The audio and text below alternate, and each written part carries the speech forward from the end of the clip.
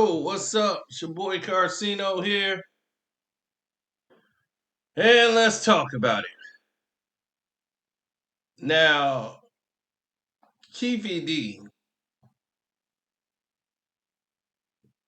the one who's been getting all this attention this week because of the trial, well, that's about to approximately show up, as today is his arraignment day.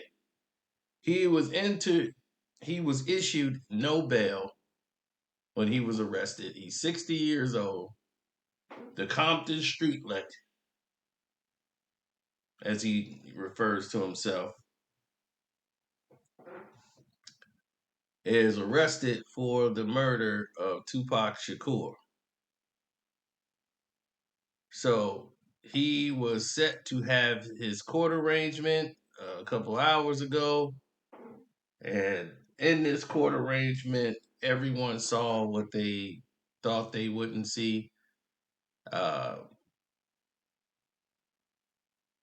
he's the self appointed gang member who had been arrested after, you know, what they call murder with the use of a deadly weapon and gang enhancement. Uh,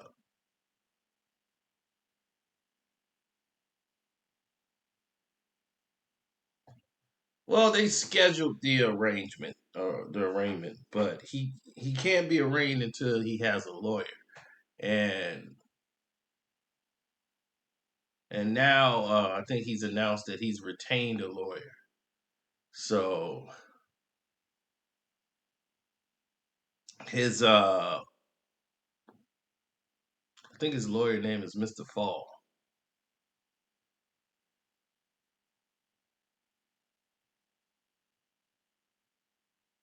Well, Mr. Fall is I don't know his credentials yet, but they asked for a 2 weeks continuance. His name is Edie Fall. He's a California lawyer, and now he was helping Keefe D as the investigators was helping him obtain, counsel. So now at the weirdest amount of time, Davis, who was a suspect in the murder case for years, the Las Vegas police said they lacked the evidence needed to make an arrest in a solid probable cause situation. However, in 2018, that changed when he was promoting his book, doing interviews, the whole shebang bang. So when he was on TV, when he's going on these YouTube interviews, the things you say there can be used in a court of law against you. And now that people see that, it's a whole new world. When they see all this dumb stuff you say can come back to bite you. So you probably should watch what you say. Watch your mouth. All right? Now listen, I'm going to make it very clear to people. A lot of people out there just don't see the facts. They don't see the case. They don't know what's going on. Um, I've talked to my lawyer, um, and my lawyer and I was going over it so he could tell me more about what is a proffer agreement. And he's like, "You need a proffer agreement?" I was like, "No, I don't." But he was explaining to me what it is. It's different levels to it. Like, let's say they have you dead to rights on another case, right? In like Keefe D situation, and you make a deal in that case for a reduced sentence or whatever the case may be to protect yourself. Then there's a situation where you're involved in that case and you agree to a proffer agreement that what you're saying won't be, it won't be used against you.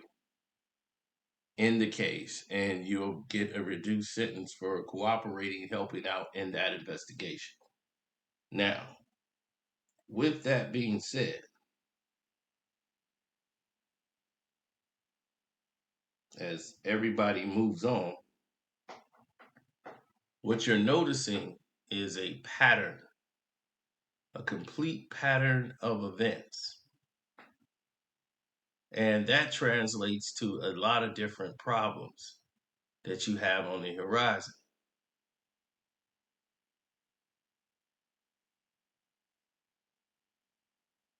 Now, it's not full immunity. It's like almost like a partial immunity. Now, if there's contradicting evidence that is presented, or let's say there is a uh, now that you have conflict of interest, or you've lied, or new information is provided, then and only then will that case could be used against you down the road. You see, that seems to be what happened here. The only way that can really go against you is if you open your mouth and violate what the proffer agreement indicated, and they feel that he has.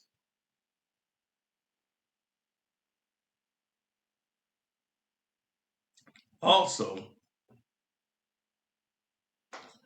by what he admitted in his own book, and by going on several interviews with Vlad and the Art of Dialogue, all of this stuff will be provided against him, and it's not going to go well. It's not going to go well. Las Vegas is in a whole new transition to try to say, we're the new big city. We're back. Bigger than ever. Las Vegas was a borderline bankrupt about 10 years ago. 10 years ago, when they were having big mega fights, Las Vegas was at its worst point in probably its existence, where the whole city was facing bankruptcy, lack of jobs, everything. The money was not flowing in, it was flowing outwards. Casinos was talking about shutting down. It was horrific. Then a resurgence happened in Nevada,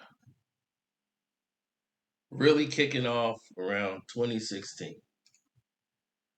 And because of that resurgence, everything started to change. You start seeing um, a whole new, I would say, bill of life. You started to see changes. You started to see different developments. You started to see other things transpire that shouldn't be happening. You started to see an entirely different trend in Las Vegas as businesses started to come there. The T-Mobile arena was built there.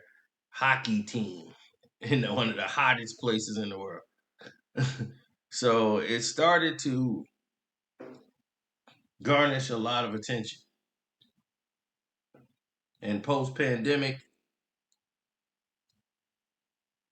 Nevada and Arizona have been two of the most biggest places like people are moving towards and living towards right next to Florida.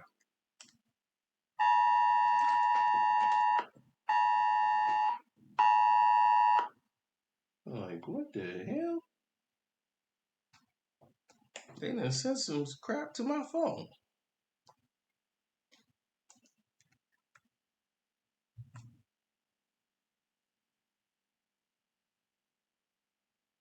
Wow. Okay. Anyhow. What the hell? Stop sending me to my phone. Unless you telling me we gotta get to a bunker.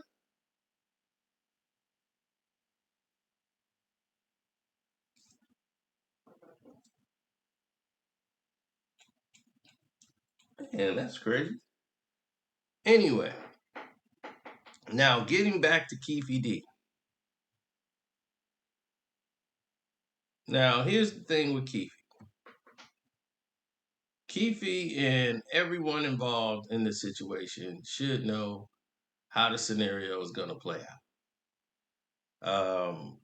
Keefe D is trying to retain counsel to find any type of mismanagement and handling and how the Keefe D proffer agreement was made. And because it's a high profile case, he's being targeted because they want to close this case out.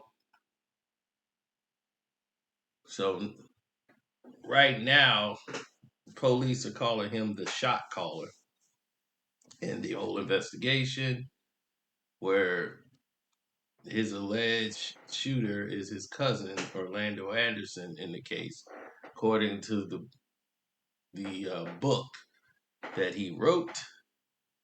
And he says a member of the rival gang, his nephew, was the one who did it, and that now, you know, we've seen him kind of contradict this in some of his interviews.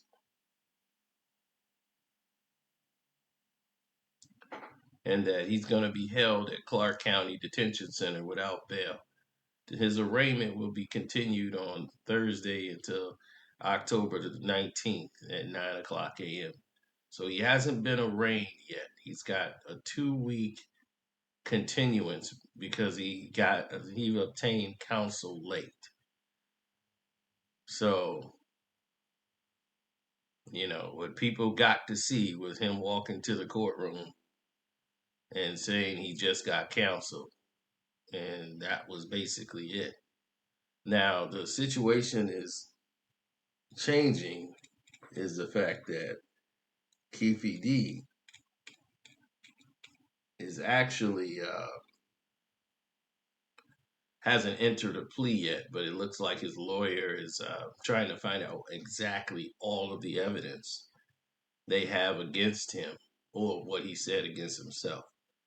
Now, if he's been granted immunity, that means he was free to say whatever he wants. He can never be charged in this case. He didn't. He didn't gather full immunity.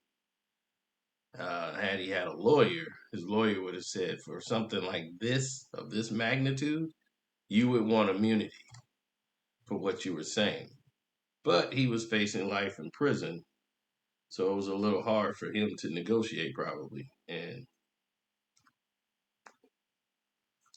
him giving up evidence to help the federal government, this is kind of shakes the faith of the federal government working with criminals and convicts, as they feel like it's a trap to set them up.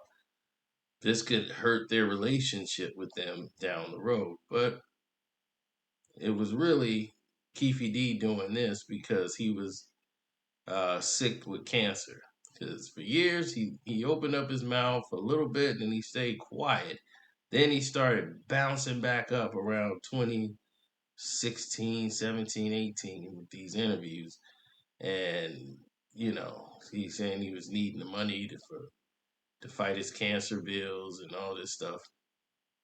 And it is what it is. But, you know, I'm no expert, but I think, he saw those checks. He was on BET, kept making his rounds, and we got what we got. So that's the narrative so far.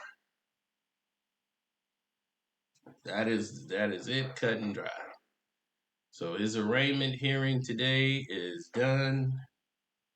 It was very short, as they got a continuance, and he'll be back in 2 weeks. All right. Shouts out to Kwame Brown Buzz for life. Welcome to HD TV, Ticket TV. You've been burning it up, Mondo Black TV. And I'm out.